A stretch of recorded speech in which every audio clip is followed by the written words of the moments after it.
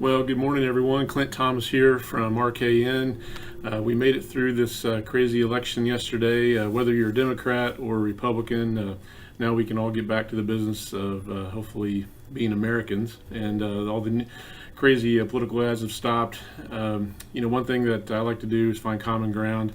And whether, no matter which side of the aisle you're on, we're all taxpayers. Some pay more tax than others, and so our job here at RKN is to help you figure out ways to strategize to minimize your taxes. So I wanted to bring you quickly an update on one of the new provisions of the Tax Cut and Jobs Act that came out last year called Opportunity Zones. These opportunity zones are basically designed to spur investment in distressed communities all over the country.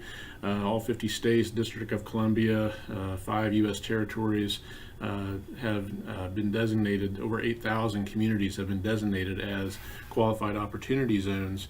And these are some unique opportunities to defer, either temporary deferral or permanent deferral of your capital gains, which is a big deal.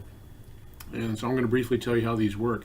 In Virginia, there were actually over 200 such designations made. I know in Prince William County there were 6 tracts designated as opportunity zones. Haven't done a full analysis.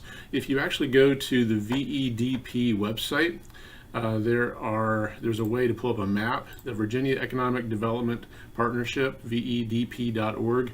You can actually do an interactive map and learn more about the opportunity zones that have been designated here in Virginia. So what these are, they're basically, first of all, let me tell you how it works. You sell a piece of property right now, you can still do the Section 1031 like-kind exchange deferral on real property. That's still allowed under the law. But now these opportunity zones allow you a second measure where you actually can defer your short and long-term capital gains on a sale of property by investing the proceeds from the sale into a qualified opportunity fund, or QOF.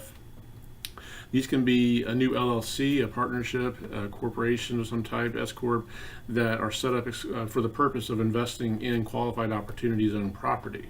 And there's a new form the IRS has provided, a Form 8996, to self-designate, which is another cool thing. The IRS does not have to approve an entity to be a QOF. You basically file this self-certification form with the return and certify that you are a qualified opportunity fund.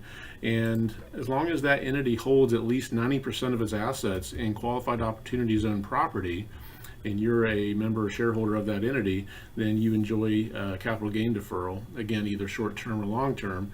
And you have 180 days from the sale of your property to invest these gains in the QOF. So you have a timetable there. There's also some interesting things that happen as time goes on. So you start out with a zero tax basis. So let's say you make $1 million on the sale of a property. Let's say you choose to invest only $500,000 in a QOF. Well, then your gain deferral is capped at $500. You would pay capital gain tax on the remaining $500. But if, let's say you invested the full $1 million, there's really no limit. You can invest the full $1 million capital gain that you just made in a QOF, a qualified opportunity fund. And you start out with a zero tax basis. And what's interesting is as time goes on, your basis actually increases. So 5 years in, your basis increases up to 10%. So you actually then at that point have a 10% permanent deferral of the capital gain that you make today. 7 years in, they actually increase it another 5%. So you have actually at that point 15% permanent deferral on the capital gain. And then if you actually hold the interest in that QOF up to 10 years, then you can make an election to actually make your tax basis equal to the fair market value of that property at the date you sold it. So in essence, you have no capital gain after 10 years if you've invested your capital gains in these QOS.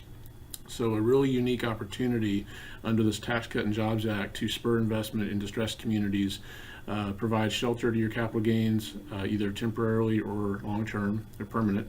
And I just want to make you aware of that. These are just one example of the things that we're on top of under the new tax law.